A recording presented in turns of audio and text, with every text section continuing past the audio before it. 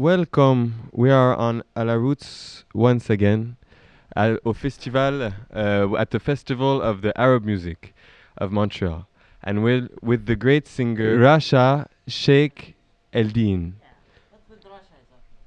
So, can you tell me a bit what your name means? My name means gazelle. Sheikh is my family name. Means the sheikh of the religion or something like that. The literal translation. It's never translated though. So Rasha. My artistic name is only Rasha. Rasha. We loved the show. The show was absolutely amazing. Very. It was like a trance. You brought us a bit into the Horn of Africa. With the you have a very special mix. Your music. It mixes. How would you define your music? Yeah, it is a mix. It's like us in Sudan. We are a mix too. We are Africans and with a mixture of Arabic, some parts of Sudan mainly. And our music is quite similar to where we are situated actually. It's a pentatonic scale. Uh, it's different from the Arabic music, especially the Arabic classical music. Very different. But at the same time, we sing in Arabic. I was singing in Arabic tonight. So maybe the Arabic mixture of the language and the scale from Africa is something strange. It's something new maybe for many people here. But yeah, that's it. That's a mixture. Would you how I felt it is that because I read in your biography and stuff, you're inspired by at the same time Fairuz and these Arabic singers, but at the same time I was hearing some notes of Ethiopian jazz, and Sudan is like being in the middle. Do you resemble other Sudanese artists, or is it a unique touch that you give? In my arrangements, maybe not. My singing is yeah, it's very Sudanese, and I sing many traditional songs. Okay, but the treatment that I give the show or my work is all on the arrangements and the conceptual, like it's the concept. Um, Something told me when I was starting my music that like I wanted to experiment, and something told me that our music, because it's so unknown, it was at least for some time quite unknown for the rest of the world, and I thought maybe if I make it in a way that other musics are made, it won't change the essence of it. I would never do that. I don't want to do that. So I'll take a song and I'll really keep the lyrics, and I'll really keep the melody and really respect the rhythm and all that. But then you could play with the instruments and with the concept and with the mood, with the dynamics and so many things you can do. So in that sense, my music is different, yes, but it's basically Sudanese music. So it's you sing traditional songs. Not only, not all of them, not only, but I did, especially in my first album. It was all traditional songs, because it was, for me, it was like a presentation. Like here is our music. Hear it, and I didn't want to do my very personal work at that time, because I felt that the need to introduce the music from my country first and then my music, so I am better understood. That was my project. So my first album was all traditional, with treatment of my own arrangements and stuff like that, and then my second work was personal and original songs. That makes sense because your first album is called Sudaniyat, which means Sudanese songs. Sudanese songs. Yes. And you have a lot of Sudanese artists that are on this album, right? No, no, it's just me Just you. with a band. But I used a lot of Sudanese songs, and also it means Sudanese females. Sudaniyat. Yes, it's a couple of word playing, and I wanted to like cover. It was a little bit pretentious, let's say, because I couldn't do what I really wanted to do, because Sudan is vast, it's huge, and it's full of different styles and different rhythms. I don't know them all. I cannot do them all. I don't know the whole country actually. I never saw it all, you know. So I was trying to do the maximum of the things I was introduced to in my life, like Hagiba style, which is from the center of Sudan, like a Nubian music from north, and like rhythms from the west of Sudan, and you know, trying to a little bit give the scope, the whole vision, you know. That was my idea. So I did what I could, and also I wanted to show how they, because most of the Sudanese music that is like very Sudanese for the outsider or for the, it's from the center, it's from the Khartoum and Omdurman area, that's a capital, and it's different districts. And on one side there is this is so unfair to other musics in Sudan, and because the media and all the attention is put on that music. But on the other hand, somehow it was this kind of music in the center. It was also a mixture of things, influences, yeah. Because in Umdurman, that district from the capital of Sudan, Umdurman is including all the ethnicities. Blah, blah, blah. Can you help? Thank you.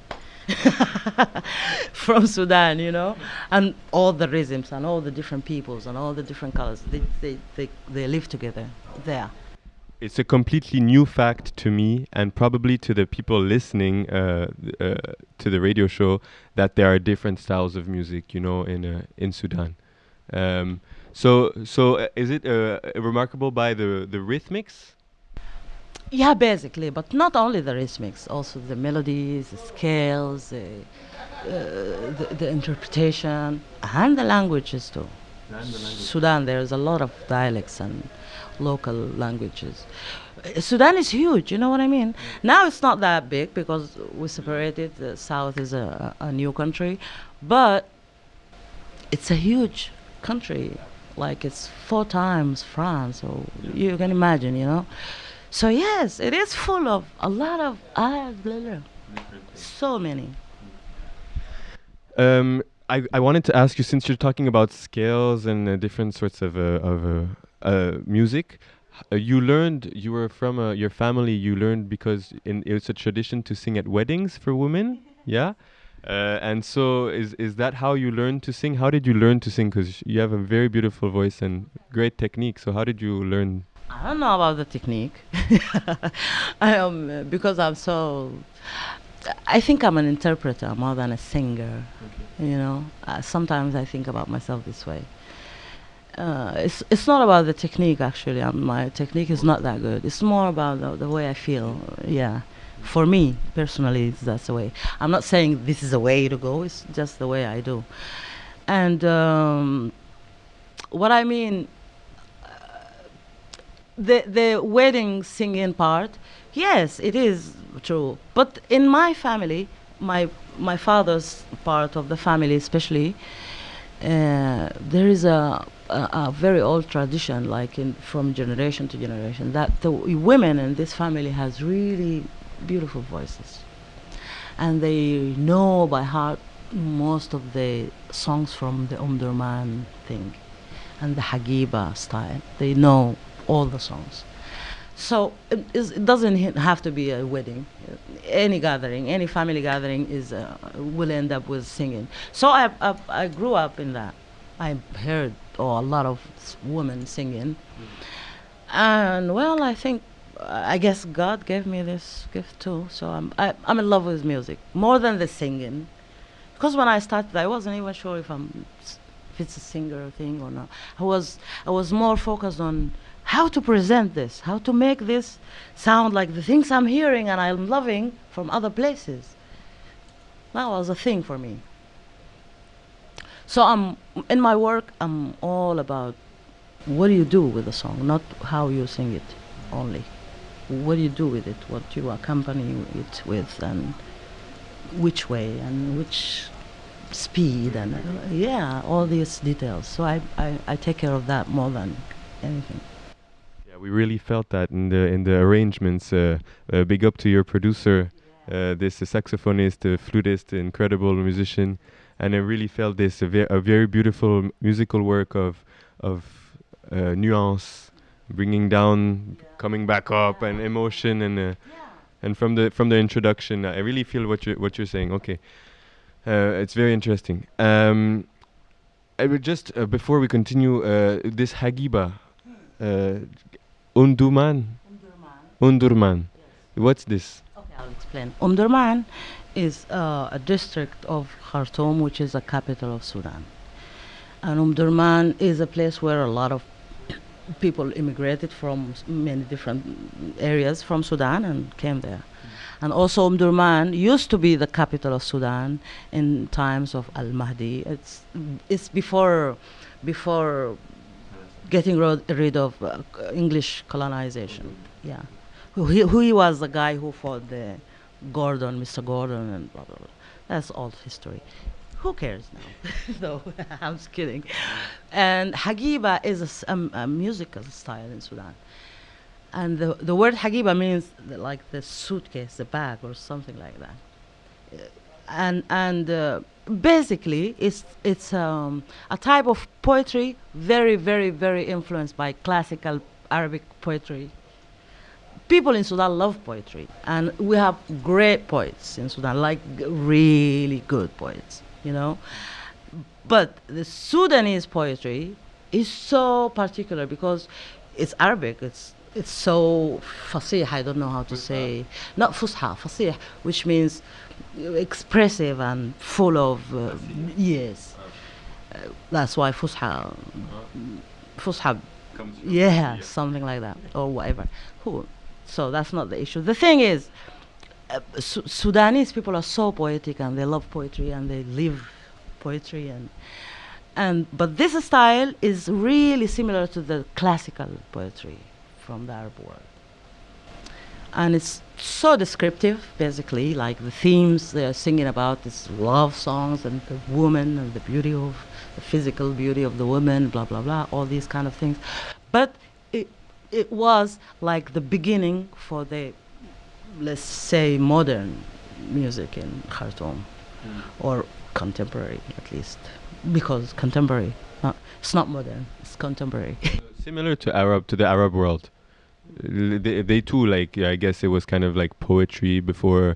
Now it's like the modern music. It's So this style was it's still, there's so many people in love with this style. I am one of them. I am one of the people who love Hagiba, yes. And it's a wonderful heritage we have. So which song of yours is Hagiba? Is style? I am not sure if I made any close to Hagiba. But I did sing Hagiba songs because they're old. Most of them are really old, and now they're traditional songs. They're not. So you don't sing? Do you have any traditional songs that you sing? Yeah, I've done a lot of them today in the show. Some of them are my own original songs, but others are traditional songs. I have a lot of songs that I'm curious about, but first, okay, since we're talking about it, since I'm a reggae show, I can't talk about all your songs, but thank you for explaining. I really appreciate that. Very, very, very nice. You know, taking the time just to say a little word about each song. It's very appreciated. But so you have a few songs that are kind of reggae vibe. Afta Al-Bab. Yes, that's a Sudanese reggae. That's reggae. We call it reggae. So what's the story of Afta Al-Bab? Afta Al-Bab means open the door. I wrote this song in Spain when I was like few years after I came to Spain. and I was living the immigrant life, like running after documents and stuff like that. I was like, why? What happened? What was that? I thought we belong to the earth, planet Earth, and we can move and we can be where we want to be. And also, we had difficulties in Sudan. We had that regime and coming and taking over, and it's violent and it's strange and it's indoctrinating people, changing. The country is not the same since these people came to power. So, not only that, I always knew that I was gonna go somewhere out of Sudan. I knew that I was not gonna be in Sudan all my life. Not because I hated it or anything like that, but because I was curious about the world. I wanted to see. So when I decided to go to Spain, I have my older sister living there before me, and she helped me. And I went there and I was shocked. But apparently I wasn't welcome in the first place. And I had to fight for it, like the right to be there. This is shocking to me. It was shocking to me. And I'm talking in the 90s, Like now it's not even shocking. That's too far.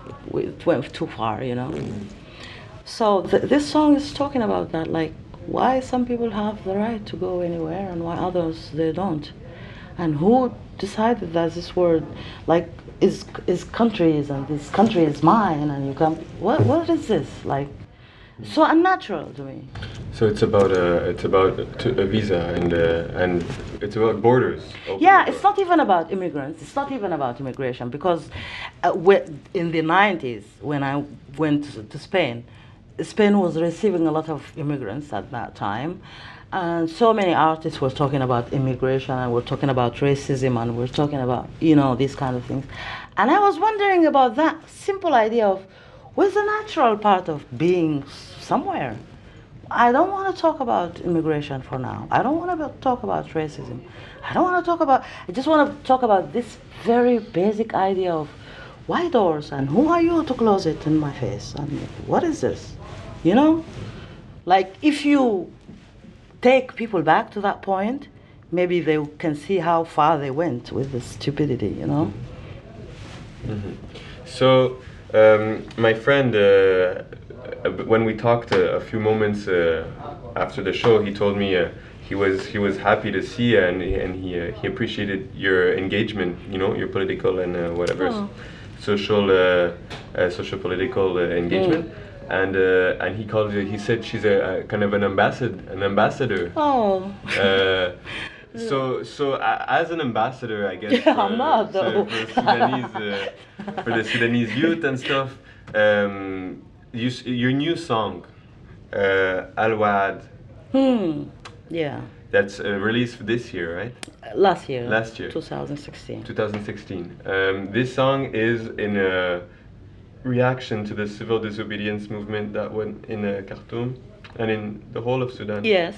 In response to the economical crisis and to the mismanagement of the state and everything. And so can you tell us a bit about this song? Yeah, I was so hopeful when that happened last year.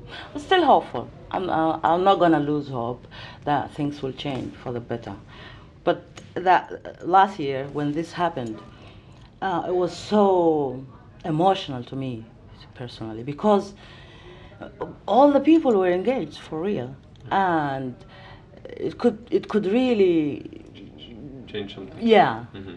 And I'm sure it at least it worked as revolution and change and all these things. It's a combination of acts and actions and things. It's not something that happens in one day. So I still believe in the cause and things will change. But when that happened, this poet, Uthman Bushra, was a Sudanese poet, and I love his work, a lot of his poetry. And he published this piece of poetry on his Facebook page. He's my friend on Facebook. I wanted to do something these days with what happened. I was so emotional. I was so hopeful. I was so like, oh, it's happening. Like it's happening, you know. I still believe it will happen. But then he published this song, this poetry of his, and I felt it so deeply because, like, people those days was just doing the revolution thing, you know, like revolution. No, and I was like, he was talking about a promise that this small little action it's a promise for a better tomorrow, and also the word promise almost didn't appear in the song. Almost, he's talking about the promise in a form of a white flower. Like it's kind of strange poet. I cannot explain it. Yeah, it's poetry. You cannot explain poetry. So he was talking about this white flower, and he was talking about those people who gave their blood to the dawn, and you know, language is so captivating, you know, and that there is a promise for you guys. You're not losing. There is a promise, and the promise is going to be like a water running, and you're going to hear the sound, and this water is going to sound like a ney, like, you know, the Sufi. Yes, the Sufi flute. flute, la ney. So I was like, oh, Whoa. I felt that way, you know, and I said, yeah, revolution doesn't have to be angry. Revolution doesn't. It could be beautiful too. And we lost a lot of young people that same year and 3 years before, you know, giving their lives for the cause. So it's not enough to be angry about that. True, true.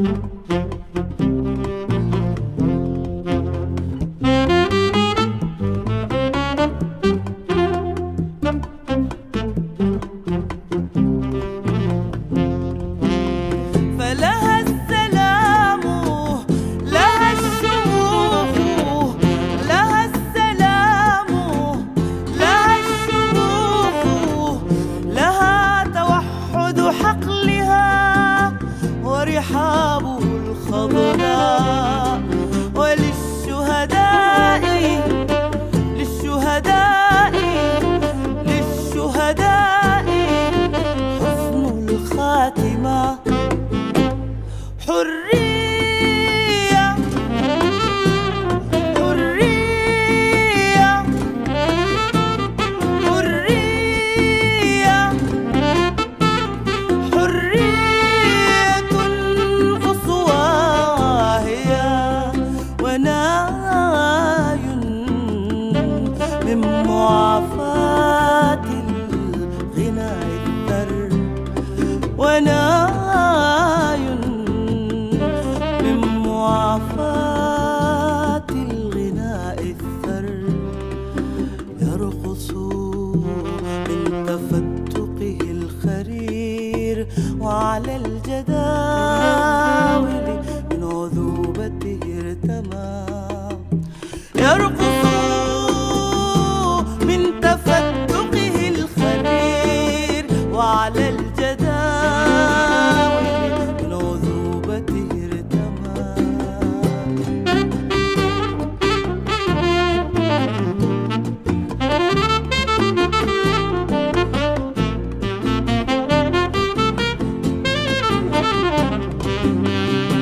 يرقص من تفتقه الخرير وعلى الجداول من عذوبته ارتمى من عذوبته ارتمى من عذوبته ارتمى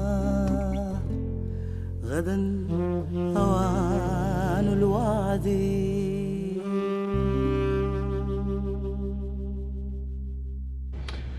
Amazing.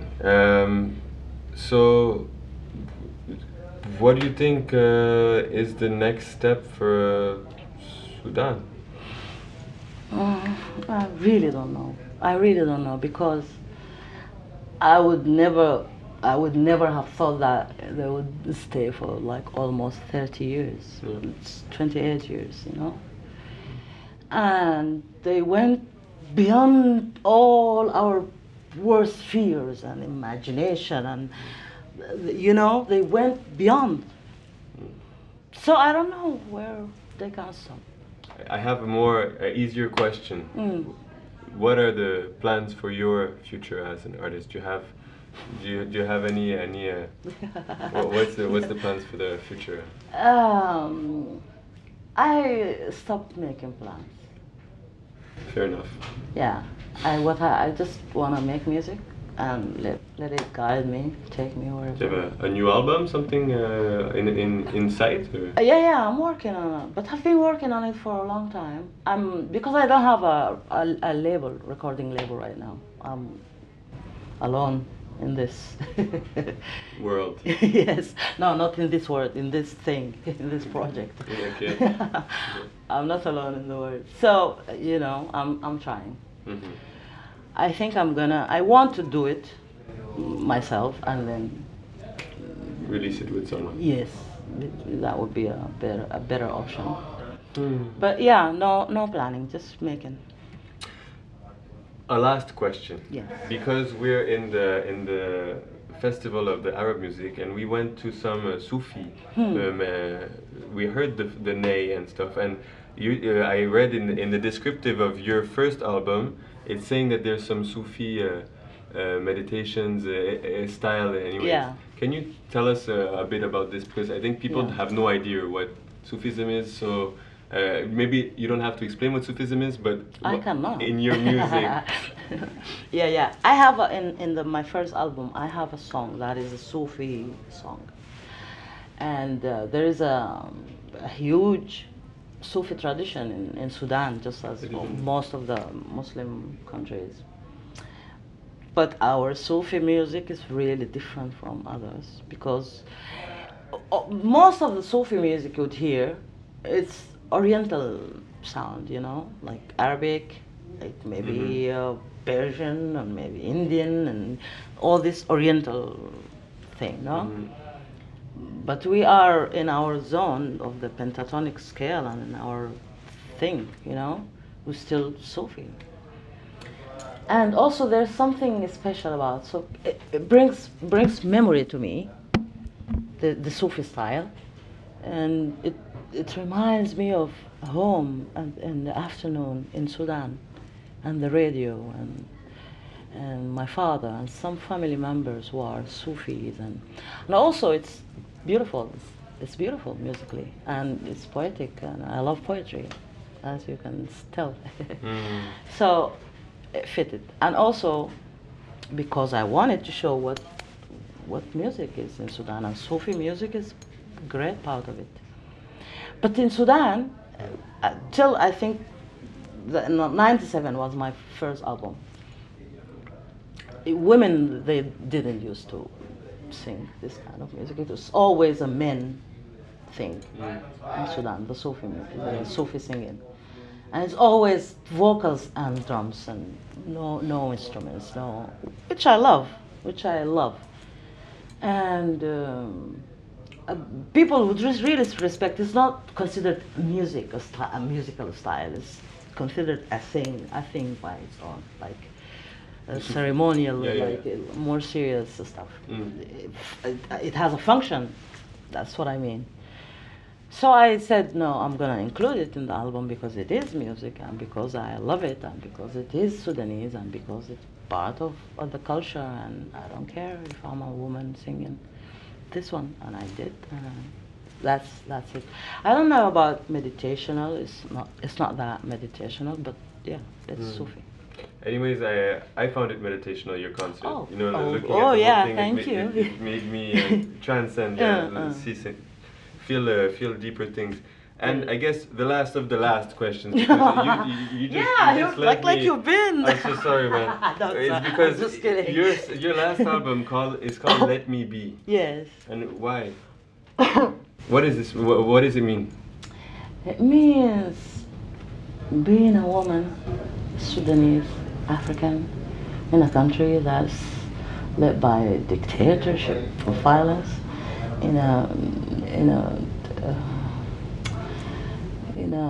I don't want to say machist or I don't want Patriarchal? Yeah, patriarchal, yes. Basically, all these things. And also being an immigrant and being somewhere else. A lot of things. Like, leave me alone. No, I just want to be. You know what I mean? So that's the thing. Okay. Amazing. Let me be. Yes. Amazing. Do you have a last thing that you want to tell the world? Yeah, I want to tell the world that I'm here in Toronto, and I'm happy because it's my first time in Canada. I want to say hi to your audience. Thank you for coming. Here in Montreal? Yeah. Are you going to go to play in Toronto? I'm going to Toronto too. Yeah? Yeah, tomorrow I'm leaving to Toronto. Okay. But I want to thank you for coming and for the interview, and say hi to your listeners. It's a great pleasure, Rasha, and a great honor to meet for you. Me. Yeah, thank you so much. Have a beautiful evening. You too. مع السلامة. مع السلامة. إلى اللقاء. إلى اللقاء. That's better. إلى اللقاء إن شاء الله. Next time I will speak Arabic, yes. inshallah. Next time it will be in Arabic. And I will understand your songs too. Yes, of course you will. That's why I'm studying the Arabic. Bye. Thank you, Rasha. Thank you. Congratulations.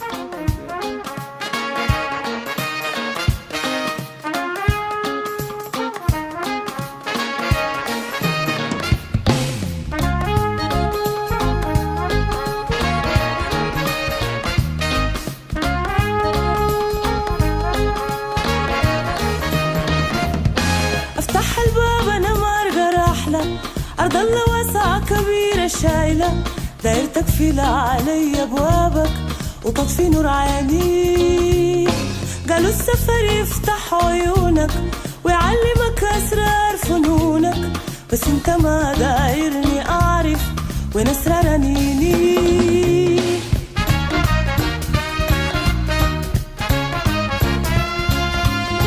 في فرق بين الحدين ديل الحق والمعروف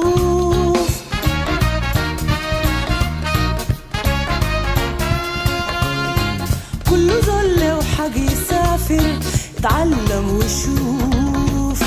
افتح الباب انا جاية داخلة، ارض الله واسعة كبيرة شايلة، داير تقفل مني ابوابك وتمنع دخولي. نسيت البوميران اللي كان رميته، جرى جمالك ما رجيته. اي فعل لو رد فعله دلوقتي ده محلي.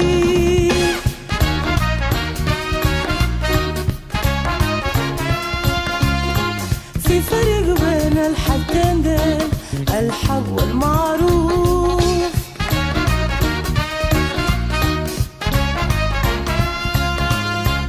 كله ظل وحق يسافر، اتعلم وشوف.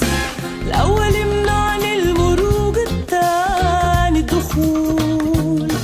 أنا في النص ما بفيق من حال ذهول.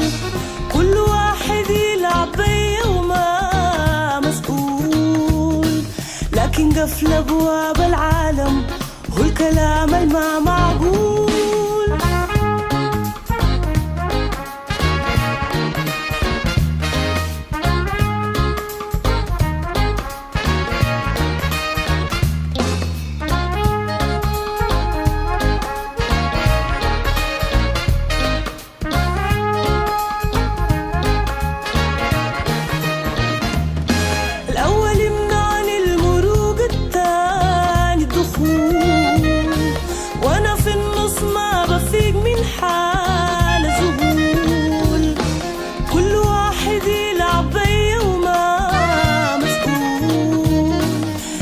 قفل أبواب العالم والكلام الما معقول.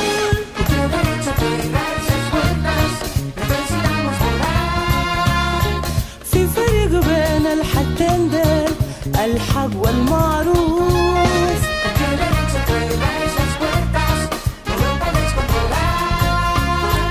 كل زول له حق يسافر، اتعلم وشوف.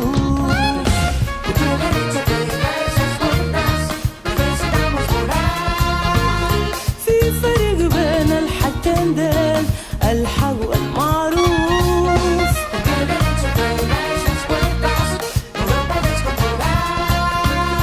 كل ظل وحق يسافر، تعلم وشوف.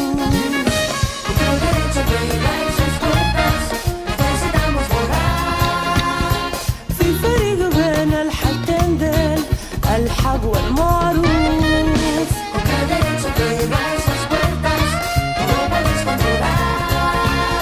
كل ظل وحق يسافر، تعلم وشوف.